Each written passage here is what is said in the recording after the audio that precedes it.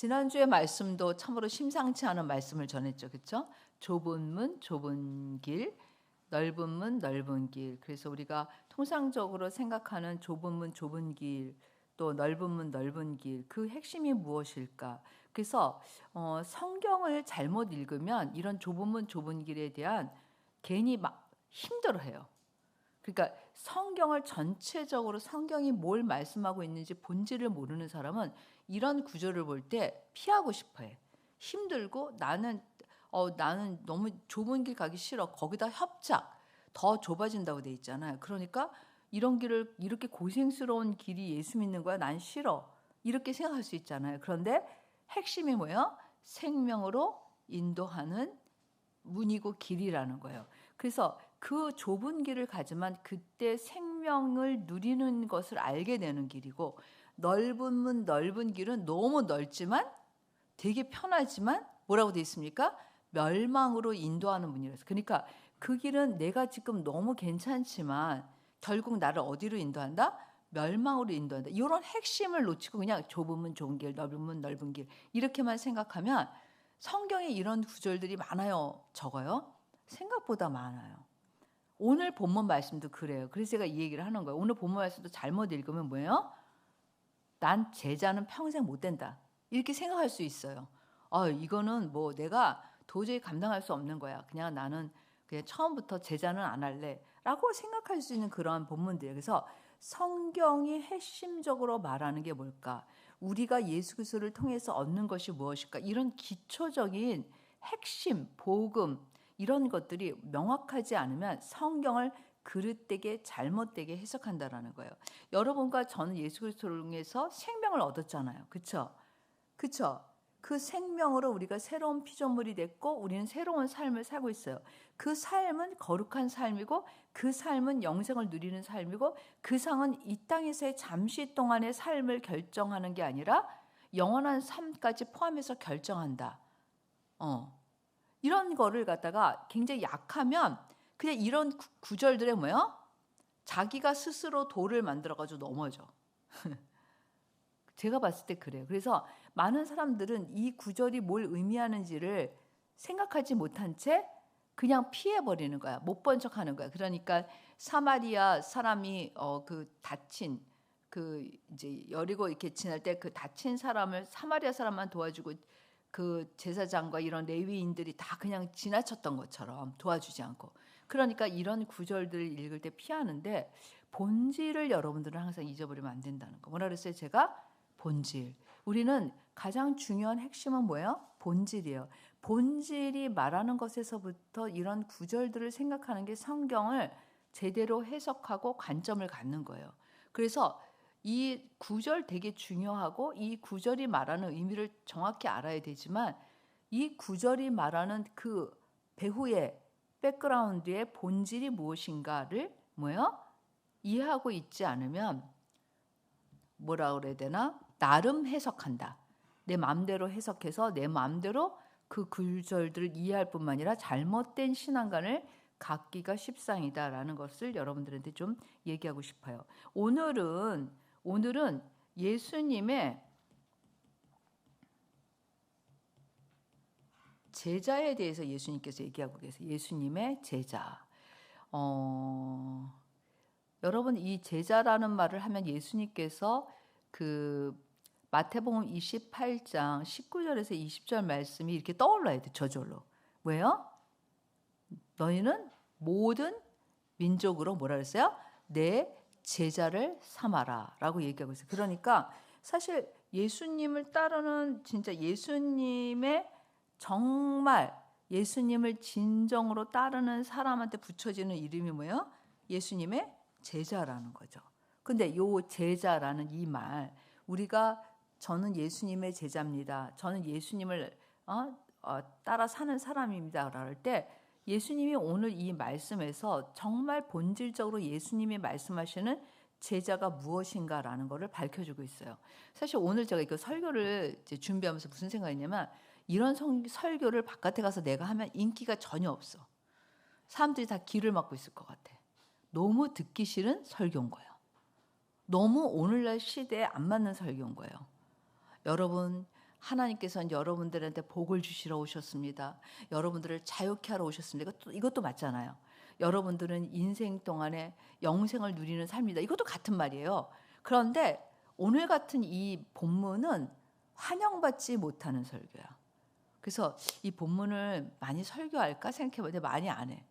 제가 한번 인터넷을 찾아봤어. 이 설교가 얼마나 많이 있는지. 안 해. 근데 여러분 이 오늘 본문 되게 중요한 말씀이에요. 그러니까 지금 계속해서 우리가 이 그 큐티 말씀에 우리에게 주시는 이 본질적인 질문에 대해서 또 본질적인 질문과 더불어서 본질적인 우리의 예수 그리스도의 관계에서 우리가 얻고 그리고 우리가 내려놔야 되는 것이 무엇인지를 여러분들이 생각하면 이 말씀이 하나도 힘들지 않은데 본질을 모르고 피상적인 그런 해석은 굉장히 여러분들을 힘들게 하고 고통스럽게 할 거예요. 여러분들은 안 그럴 것 같아. 그렇죠? 그 정도 수준은 아니잖아요. 이제 얼굴이 화내요. 예, 그 설교하는 저도 얼굴이 화나지 않아요? 뭐 그런 정도 가지고 우리가 자 오늘 본문을 통해서 예수님의 제자, 내 제자가 되려면이 주제예요. 한마디로 뭐라고요? 내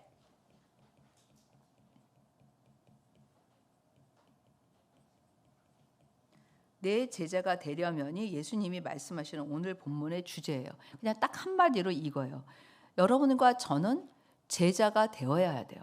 선택이 아니라 사실 예수를 믿으면 제자가 되어야 되는 게 정석 코스예요. 왜냐하면 모든 민족으로 내 제자를 삼으라 그랬으니까 그것도 나만 제자가 되는 게 아니라 뭐야? 내가 다른 사람까지 제자로 세워야 되는 이런 게 바로 그리스도인이에요. 그리스도인은 뭘까? 예수님의 제자가 되고 다른 사람을 예수님의 제자로 삼는 사람. 그 사람이 또 그리스도인이기도 하죠. 자, 25절에 보면 수많은 무리가 함께 갈새 예수께서 돌이키사 이르시되 이게 뭐냐면 계속해서 우리가 말씀을 보고 있지만 수많은 무리가 따라다녀야 안 따라다녀요? 엄청난 무리가 따라다니까 몇천 명 이상인 거예요. 그래서 이런 무리가 따라다녀요. 이런 무리가 따라다니는데 이 무리에게 예수님이 인기를 얻거나 예수님께서 이들에게 호응을 얻기 위해서 말씀하시지 않아요. 오히려 이들을 뭐요? 다 떨어뜨리는 말씀을 하고 계시는 거예요. 좁으면 좁은 길도 그랬고 오늘의 메시지도 마찬가지예요. 그런데 많은 사람들이 예수님을 따라다녔어요. 그런데 이 사람들이 다 예수님의 제자는 아니죠. 예. 그래서 예수님께서 돌이켜 이르시되라는 거는 이 사람들에게 예수님께서 말씀하시는 거예요. 정말 나를 따른다라는 것이 너희가 무엇인지 아느냐? 내가 그것을 너희들에게 말해주겠다라고 하시는 말씀이에요. 그러면서 26절에서 27절 말씀하는데 26절과 27절은 뭐예요? 너무 어마무시한 말씀이지 않아요? 뭐라 할까? 난 이 말씀은 이렇게 가리고 싶어요. 성경에서 이런 구절이에요. 보통 사람들이. 자, 26절 보도록 하겠습니다. 물은 내게 오는 자가 자기 부모와 처자와 형제와 자매와 더욱이 이게 더 대박이지 않아요? 더욱이 뭐라 그랬어요? 자기 크게 자기 목숨까지 미워하지 않으면 능히 내 제자가 되지 못하고 여기 능히 내 제자가 되지 못하고 이 구절이 나와요. 3번 정도 나오잖아요. 그러니까 지금 여기 뭐냐면 자기 부모, 처자 사실 인간관계에서 이 세상에 사는 동안 인간관계에서 가장 중요한 관계가 뭐예요? 가족이지. 가족이 중요하고 그 다음에 가족보다 조금 중요한 게 뭐예요? 내 목숨. 맞지 않아요? 가족이 아무리 중요해도 자기 목숨보다 중요하게 하는 사람은 별로 없어. 제가 봤을 때. 그러니까 그러면 이거 2개 다 내려놓으면 모든 관계를 다 내려놓는 게 되는 거예요. 나머지는 주변머리잖아요. 그렇죠? 그래 안 그래요? 그러니까 이 구절을 보면 어마무시하지. 어마무시하죠. 그렇지? 그러니까 뭐예요? 자기가 소중하게 여기는 가장 자기를 둘러싸고 있는 관계 그리고 자기 목숨까지도 미워하지 아니하면 이 미워하지 아니하면의 이 미워하다라는 말은 이 헬라어로 무슨 뜻이냐면 조금 사랑하다, 덜 사랑하다는 표현이에요. 그러니까 우리가 이런 표현 많이 해요. 우선순위에서 뭐예요? 주님보다 더 사랑하지 않아야 된다는 의미예요. 그러니까 그 가족이나 내 목숨을 미워하라는 건 실제로 막 가족을 미워하고 나를 미워하고 이런 의미는 아니에요. 그렇게 오해하면 안 돼요. 또 그런 사람은 없죠. 여기서 또 우리 목사님이 성경에 써 있는 대로 생각하라 그랬으니까 나는 나를 미워해야 돼. 나는 우리 가족을 미워해야 돼. 이건 아니지. 이건 너무 유치하지. 이제 이런 얘기하기는. 그러니까 뭐냐, 덜 상대적으로 다른 것보다 예수님보다 덜 귀히 여기는 것을 포위하는 거예요. 그래서 여기에 보면 자기 부모와 형제와 아무리 내 가족이 중하지만 예수님보다는 더 중하지 않다. 예를 들어서 평상시에는 괜찮은데 믿지 않는 가정에서 내가 예수를 믿게 됐어요. 부모님이 나보러 믿지 말아라, 너는. 예수 버려라. 네, 알겠습니다, 부모님. 우리가 모든 내 부모를 공경하라는 게 5번째 계명이잖아요. 하나님과의 관계를 제외하고 인간과의 관계에서 하나님이 주신 명령 중에 가장 제일 먼저 순종하고 존중하고 해야 되는 관계가 부모를 공경하는 거예요. 그런데 넌 예수 믿지 말아라. 그러면 어떻게 하실 거예요, 여러분들? 네, 알겠습니다. 공경하라 그랬으니까. 이때는 뭐예요? 거역할 수밖에 없죠. 이런 관계들을 말하는 거예요. 여기서 말하는 거는 미워한다라는 것은 내가 예수를 믿는 것에, 내가 주님을 따르는데 부모가 반대한다 할지라도 뭐예요? 내 형제와 자매가 반대한다 할지라도 나는 뭐예요? 어떻게 해야 돼요? 그 길을 가야 되는 거지. 양보할 수 없지. 그런데 싸우고 막 투쟁하고 막 일어나는 거는 아니죠. 어떻게 보면. 그렇죠? 왜냐하면 내 부모를 공경하라는 것도 있지만 내 원수를 사랑하라는 말씀도 있고 내 가족을 내 몸처럼 사랑하고 내 나라를 사랑하는 말씀도 있으니까 이게 서로 상반된 말씀이 아니라 우리가 뭐예요? 정말 예수님의 사랑을 가지고 예수님의 섬김을 가지고 그들에게 그러한 모습으로 나타내서 그들에게 감화를 줘야 되지, 투쟁하고 싸우고 전쟁처럼 그렇게 하라는 의미는 아니에요. 그렇지만 영적으로는 뭐예요? 전투지. 이런 아주 정말 뭐랄까, 제가 지금 설명하는 이런 것들이 너무 기본인데 이런 생각을 못하면 성경은 이상한 구절만 써 있어. 왜 이런 구절이 써 있는 거야? 라고 생각할 수 있고, 또 예수 안 믿는 사람이 성경 구절 찝을 때 이런 구절만 집어가지고 와. 야, 너네 그렇지 않아요? 어른들 특히. 너네 예수님 봐라. 이게 예수님이다. 넌 이거 어떻게, 미워하라고 돼 있잖아. 이게 말이 되냐? 이렇게만 얘기해요. 근데 예수님이 주신 계명 중에 뭐가 있어요? 마음을 다해서, 성품을 다해서, 목숨을 다해서 하나님을 사랑하는 것도 있지만 내 이웃을 뭐라 그랬어요? 내 몸처럼 사랑하라고. 요한일서에서는 뭐야? 생명을 주기까지 사랑하라 그랬잖아. 이런 구절이 몰라. 그럼 뭐야? 그 미워하라는 거는 그런 의미가 아니라 그냥 미워하지 말라는, 뭐 여기 써 있는데 미워하지 말라는 게 뭐야? 그러면은 이러다가 끝날 수 있다는 거야. 그러니까 이게 정말 되게 우선순위를 말하는 거죠. 우선순위. 우선순위에 있어서 예수 그리스도를 우선순위에 둘 수 있느냐라는 것을 얘기하는 것이죠. 그리고 27절도 그러면서 뭐냐면 능히 내 제자가 되지 못하고 라고 얘기했고, 두 번째, 누구든지 자기 십자가를 지고 나를 따르지 않는 자도. 뭐가 나왔어요, 여러분? 십자가.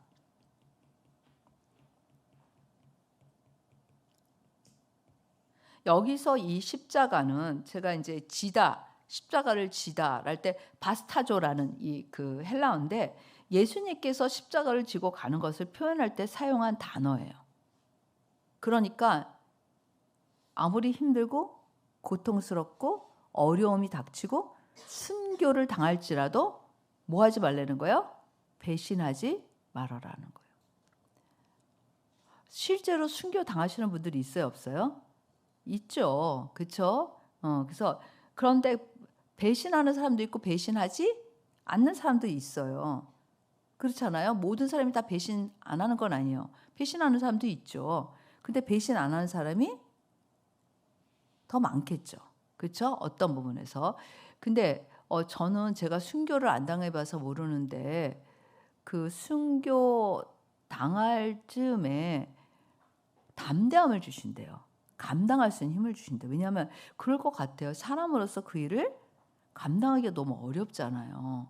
그래서 참 진짜 성령님이 함께 하시고 그 힘을 주시지 않으면 누가 순교를 할 수 있을까? 그래서 순교도 은사다 이렇게 얘기하는 경우도 있는 거예요. 그런 의미에서.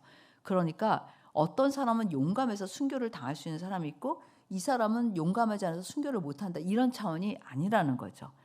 순교도 하나님의 은혜 안에 있는 일이라는 거예요. 그러니까 이게 뭐냐면 어떻게 보면 자기 십자가를 지고 나를 따르지 않는 자라는 거는 예수님을 믿을 때 각오가 죽으러 가는 거예요. 예수님이 십자가를 지셨잖아요. 근데 예수님 보세요.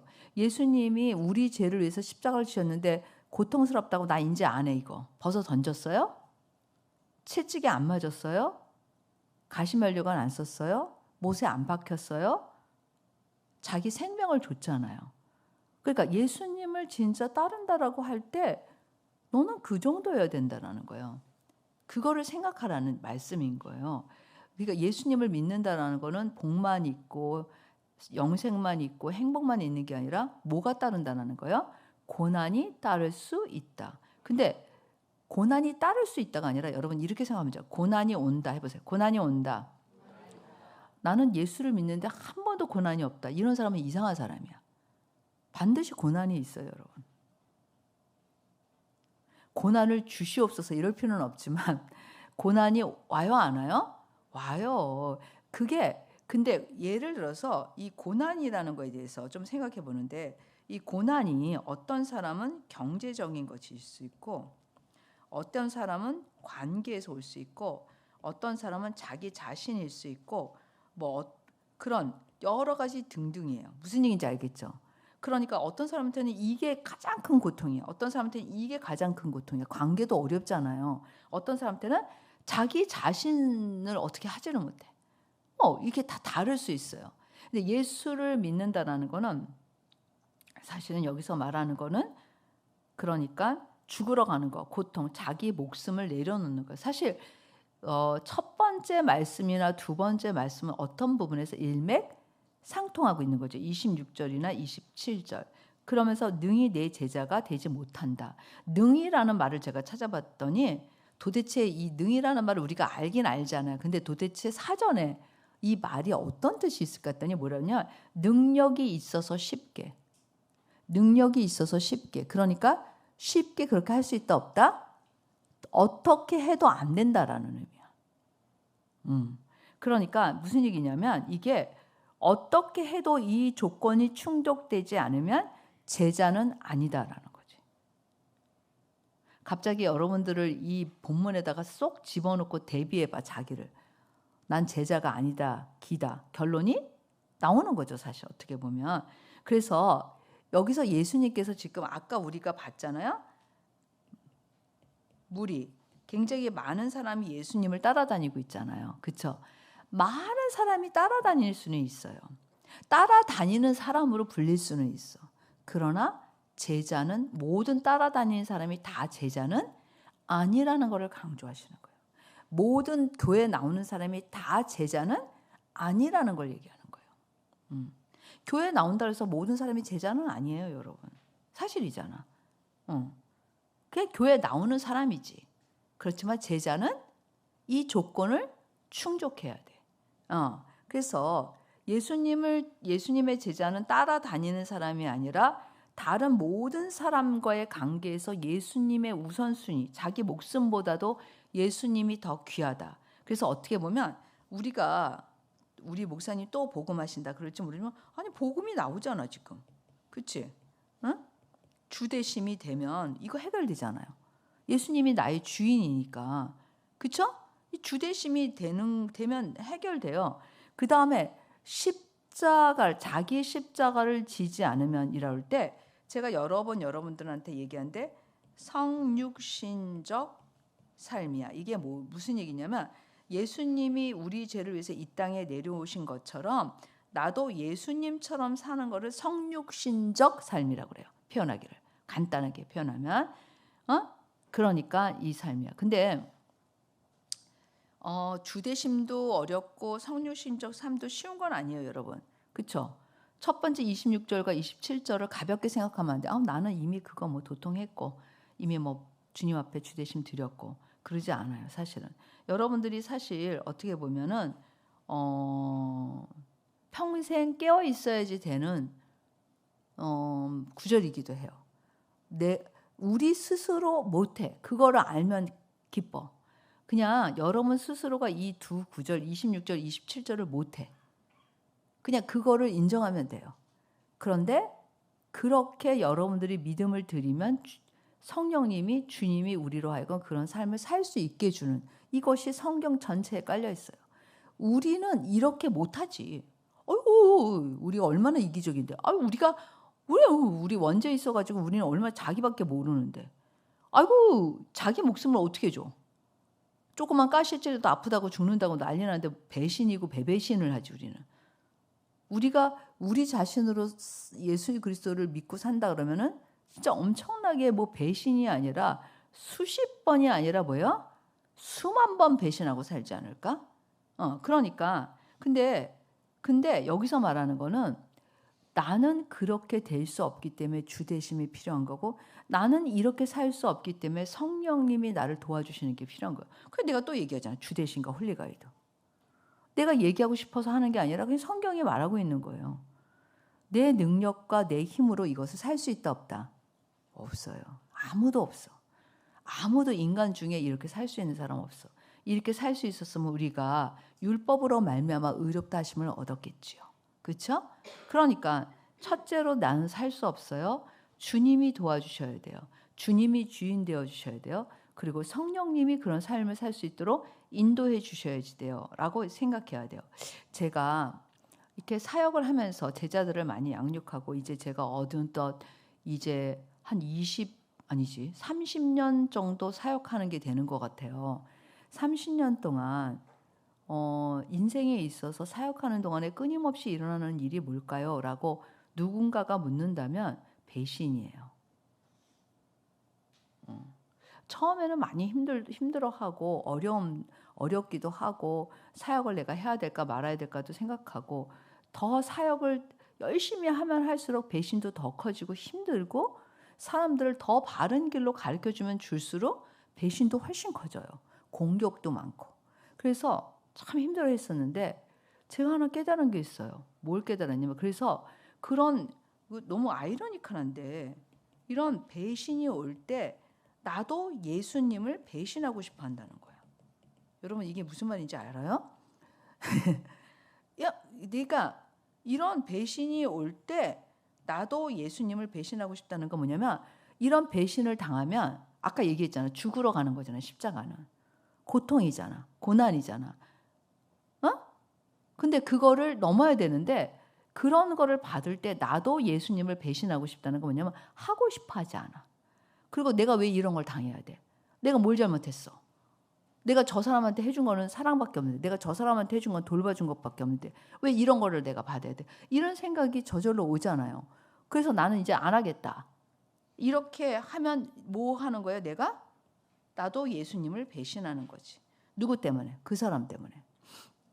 그래서 제가 어느 순간부터 가지고 있는 철칙이 몇 가지 있어요. 제가 이제 이 두 가지만 여러분들한테 나누고 싶은데, 내가 배신에 대해서 어떻게 정의를 했는가. 정의를 했다기보다 인생을 통해서 배웠는데, 첫 번째, 제가 대학교 1학년 때 예언의 은사를 받았는데, 예언을 많은 사람들한테 해준 건 아니지만 이제 예언의 은사와 더불어서 볼 수 있는, 영적으로 조금 보는 그런 은사를 성령님께서 허락해 주셔서 이제 뭐라 그래야 되나? 되게 솔직하잖아요. 제가 거짓말을 못 해줘. 나쁜데 상태가 좋아요, 괜찮아요 소리를 못 해줘요. 그러다 보니까 상대방은 자기가 나쁘다고 생각하지 않는데 내가 나쁘다 그러면 화나 안 나? 당연히 화나지. 그리고 싫어하지, 피하지, 짜증내지. 그래서 생각한 게 무슨 생각을 했냐면, 내가 대학교 다닐 때 3학년이니까 이런 생각을 한 거예요. 하나님, 난 이 예언의 은사 싫어요.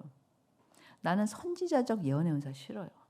아니, 예언의 은사라 그러면 좀 다른 사람들을 미래도 이렇게 맞춰주고 좀가 뭔가 그런 걸 주세요. 나는 어떻게 영적인 것만 봐가지고 하나님 이건 기뻐하시지 않는다, 이거는 기쁨은 저기다, 이런 얘기하니까 사람들이 날 싫어하잖아요. 그리고 나 이거 너무 힘들어요.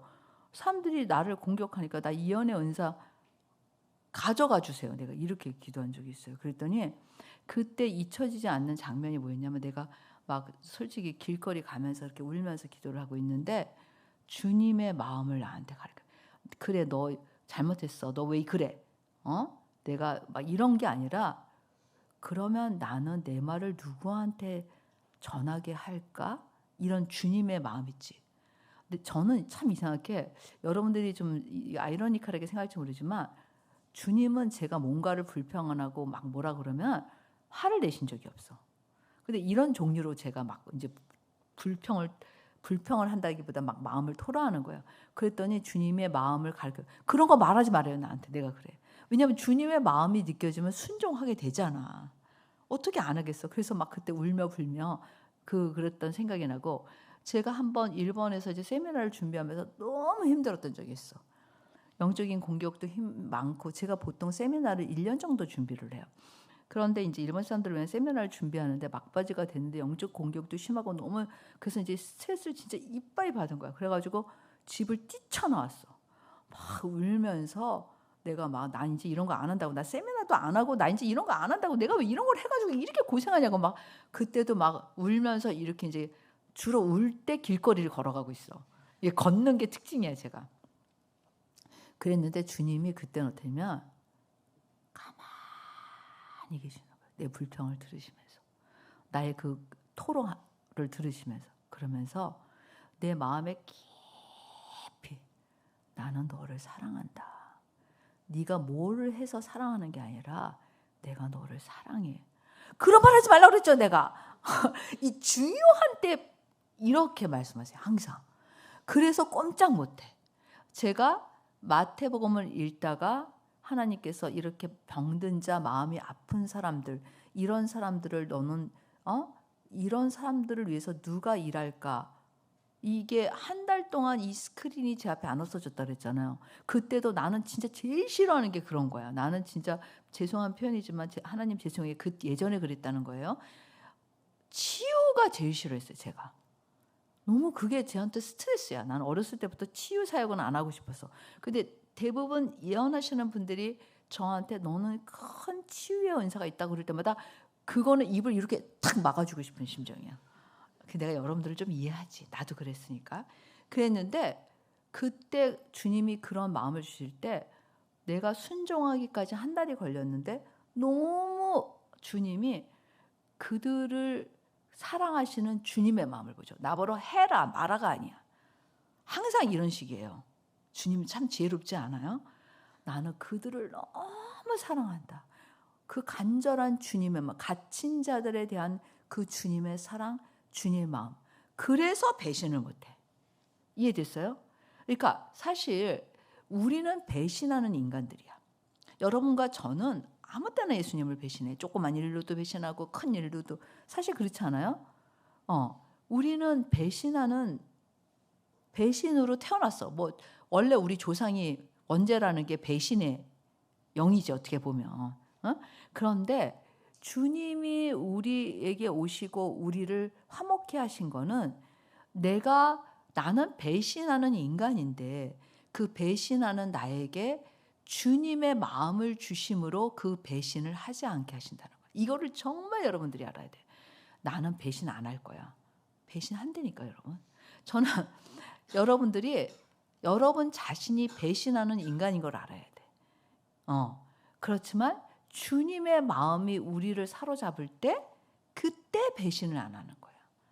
무슨 얘기인지 알겠죠? 그래서 사실 가만히 제 인생에서 보면 뭐 사람들이 나를 배신해서 그런 게 아니라 내 본래가 배신인 걸 내가 깨달았어. 그래서 저는 어떻게 보면 사실은 그리고 사람들이 배신을 하는 걸 보면 참으로 사탄이 주는 마음이다. 나가서 다른 얘기를 해요. 전혀 그러니까 사건은 있었지만 그 사건은 어떻게 해석했냐면 자기 중심적으로 변명과 합리화와 이유 자기 중심적으로 해석해. 참 그런 걸 보면 배신이라는 거는 정말 뒤집는다라는 거는 굉장히 자기 중심적인 시각인 거예요. 그래야지 마음이 편하지. 내가 잘못했다고 생각하면 배신하고 마음이 불편하잖아. 그래서 그래서 여러분 그냥 사건하는 사람이 반대로 말하는 거에 대해서 너무 여러분 흥분하지 마. 당연해요, 안 당연해요? 당연한 거예요. 20살부터 30 초반까지 제가 가지고 있는 철학이 하나 있었어. 이미 쓰레기통에다 갖다 버렸지만 예전에 그게 뭐냐면 진실하면 언젠가는 안다였어. 제가 그 약간 은사가 있어서 그런지 모르지만 내가 진실하면 언젠가 그 사람을 알 거야 라는 나도 모르는 내 신념과 철학이 있었어요. 제가 이거를 30대 초반에 3살 정도 됐을 때 집어던졌어. 내가 아무리 진실해도 끝까지 모를 수 있어요. 내가 가지고 있는 어떤 절대적인 생각, 내가 가지고 있는 나의 신념, 나의 철학, 헛된 것이라는 것을 깨닫는 순간이 있어야지 여러분들을 내려놓는 거예요. 그래서 여기서 말하는 거는 따라다니는 자와 제자의 차이가 무엇일까? 이 말씀에서 우리가 보면 제일 첫 번째 여러분들한테 해주고 싶은 얘기야.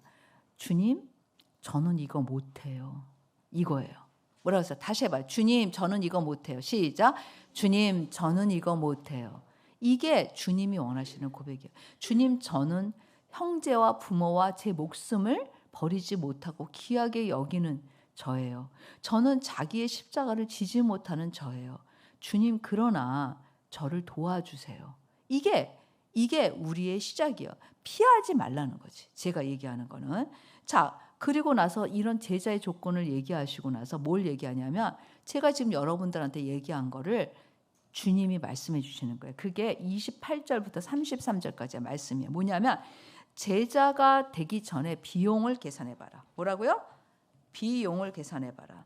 그게 너한테 진짜 승산이 있는지, 네가 그렇게 나한테 너의 가족과 네 목숨과 너의 자기 십자가를 지고라도 나를 따르는 것이 너한테 유익한지 아닌지 생각을 하는 거야. 무조건 따르지 말라는 거야. 무조건 하지 말라는 거.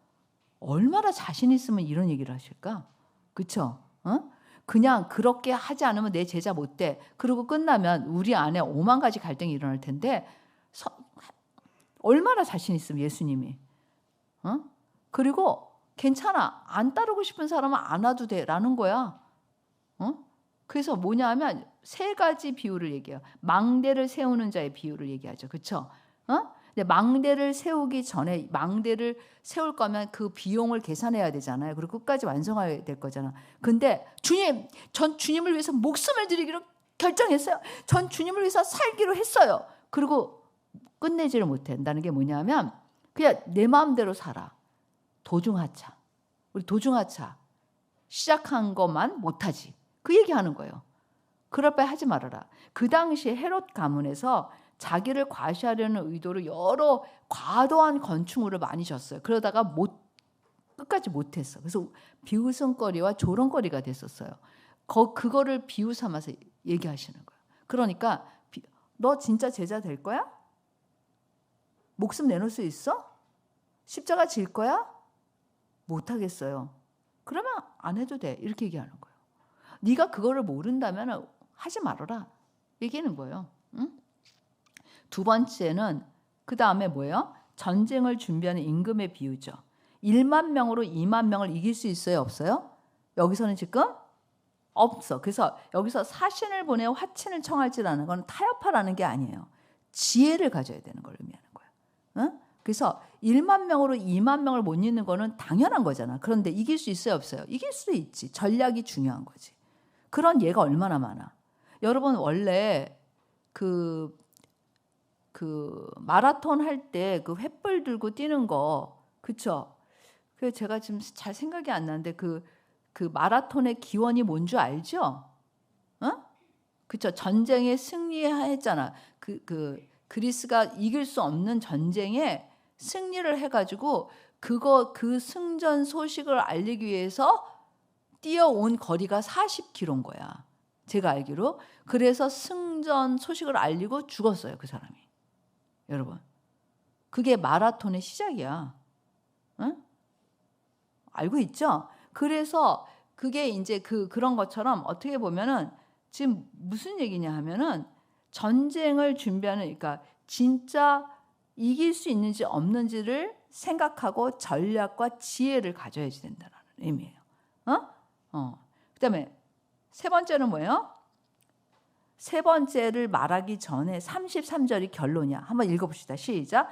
이와 같이 너희 중에 누구든지 자기의 모든 소유를 버리지 아니하면 능히 내 제자가 되지 못한다. 또 나왔지. 능히 내 제자가 되지 못한다가 여기 세 번째야. 그러니까 이 조건이 없이는 제자가 되죠. 근데 여기서 이 두 가지 비유가 뭐라는 거예요? 자신의 모든 소유야 이번에. 아까 우리 예수님 좀 너무하지 않아요? 자기 목숨 나왔지. 나왔어요? 안 나왔어요? 이번에 뭐야? 자기 소유야. 이 세상을 살아갈 때 제일 중요한 거지. 소유. 그리고 여기서 말하는 건 그러면은 너는 돈 한 푼도 없이 밥도 굶으면서 그렇게 살아라는 게 아니라 이 자기 소유가 자기 소유를 버리지 아니하면의 원래 의미는 뭘 말하는 거냐면 청지기. 해보세요. 청지기. 내 거가 아니야. 주님께서 나에게 맡겨주신 걸로 내가 관리하고 사용하는 사람의 그러한 마음과 태도를 가져야 된다는 거예요. 그래서 자기의 모든 소유를 버리지 아니하면, 여기서 말하는 이 버리지 아니하며라는 것은 청지기의 삶을 의미하는 거예요. 그러니까 청지기의 삶이 없이 능히 내 제자가 되지 못한다라고 얘기하고 있는 거예요. 그러면서 뭐라 그러냐면 이제 세 번째 비유가 결론이야. 소금이 좋은 것이나 소금도 만일 그 맛을 잃으면 무엇으로 짜게 하리요? 그러면서 뭐라 그랬어요? 소금이 짜지 않으면 어떻게 한다는 데서 땅에도 거름에도 쓸데없어 내버린다 그랬잖아요. 옛날의 소금은 지금처럼 여러분 정제된 소금이 아니에요. 그러니까 주로 이스라엘은 사해 바다에서 이제 소금물을 증발시켜서 만든 소금을 사용했었는데 그때 두 종류가 있어. 진짜 소금인 것 덩어리와 그 다음에 광로석이라 해서 태저감, 그냥 겉에만 살짝 짠맛이 있고 전혀 아닌 거가 있었단 말이야. 그러면 조금만 있으면 뭐예요? 얘는 소금이 아니니까 짠맛이 없으니까 어떻게 버려야 되지. 그런 의미야. 그래서 여기 이렇게 써 있는 거야. 응? 그래서 쓴맛을 내는 광로석을 이 태저감 찌꺼기를 소금인 줄 알고 채취했는데 나중에 보니까 아니에요. 그러면 어떻게 해야 돼? 당연히 버려야지. 아니 걔를 소금을 쓸 수는 없잖아. 그러니까 예수님께서 무슨 얘기예요? 나를 따르는 무리가 많은데 그 중에 뭐예요? 제자가 아닌 사람은 내려놔야 돼. 그런 거예요. 그래서 이게 무슨 얘기냐면 제자는 누구인가? 앞에 있는 말씀을 다시 돌아가면 뭐예요?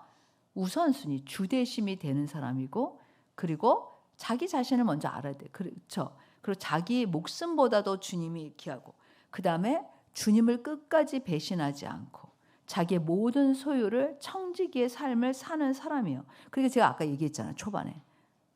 이 세 가지의 조건이 다 어마무시한 조건이다 아니다? 어마무시한 조건이죠. 그래서 교회 다니는 사람이 제자가 아니에요. 예수님을 따라다니는 사람이 다 제자가 아니에요. 이 세 가지 조건을 충족하는 사람이 제자예요. 자, 여러분도 어떠세요? 자, 둘씩 한번 짝을 잡아봐. 둘씩 짝을 잡아보세요. 그냥 괜찮아. 뭐 원래 우리 오리지널 아니니까 한번 이런 생각이 들어요. 여러분들은 어떻게 생각할지 모르지만 저는 이제 이런 구절이 힘들지 않아요. 이게 무슨 의미인지 아니까 오히려 정말 이렇게 되기를 원해. 정말 이렇게 되기를 원해. 진심으로. 뭐 이 정도 구절 가지고 너무 힘들다. 뭐 어떻게 예수님은 이렇게 말하나. 이런 왜 성경을 통해서 하나님이 예수님이 성령님이 어떤 분이고 우리를 어떻게 생각하시고 어떻게 무엇을 주셨는지 알기 때문이에요. 우리 한번 생각해 봅시다. 이런 구절을 말씀하시는 예수님 왜 이 땅에 오셨어요? 누구를 위해서? 우리를 위해서. 이 아들을 주신 하나님 왜 아들을 보내셨어요? 우리를 구원하시기 위해서. 우리를 사랑하시기 때문에. 왜 성령님이 오셨어요? 연약한 우리를 인도하시기 위해서. 이런 큰 기본적인 진짜 기독교에 있어서의 진리 그리고 그 큰 아웃라인을 모르면 도망가는 사람이 많아. 그러니까 얼마나 말씀이 중요해요. 제가 로마서 8장 32절 말씀 한번 여러분들한테 읽어줄게요. 자기 아들을 아끼지 아니하시고 우리 모든 사람을 위하여 내주신 이가 어찌 그 아들과 함께 모든 것을 우리에게 주시지 아니하겠느냐. 이런 거예요, 여러분. 제가 요한일서 할 때도 여러분들한테 얘기했는데 하나님은 당신의 교제 안에 우리를 넣는 거예요. 하나님은 당신의 영원한 삶 안에 우리를 부르시는 거예요. 이런 하나님의 정말 성경을 통해서 하나님의 이런 마음을 모르잖아요. 그러면 어때? 그냥 이 구절로 시험도 들고 힘도 들겠지. 그렇죠? 그래서 여러분들이 진짜 하나님의 마음, 예수 그리스도의 마음, 성령이 우리와 함께 하시는 마음, 그 안에서 이 구절을 볼 때 이것이 더는 육신을 위해서 살지 말아라. 더는 이 땅의 것들을 위하여 소유와 목숨과 그것들에 목매어서 살지 말라는 메시지인 거예요. 진짜로 내 목숨을 뺏어가고 나의 삶을 송두리째 다 가져가고 내 관계를 다 파괴시키겠다는 메시지가 아닌 거예요. 그거를 여러분들이 알아야지만 더 깊이 하나님 안에서 뿌리를 내리게 되는 거예요. 그래서 성경을 볼 때 어떤 관점을 가져야 되는지를 여러분들이 좀 다시 한번 올 이 연말에 이 구절이 굉장히 그냥 표면상으로 볼 때는 너무나 힘든 구절이지만 이것을 말씀하시는 예수님의 마음 그리고 예수님이 하나님의 마음, 성령님의 마음 그것을 우리가 바탕에 깔고 이 구절들을 여러분들이 볼 수 있으면 좋겠습니다. 기도하겠습니다.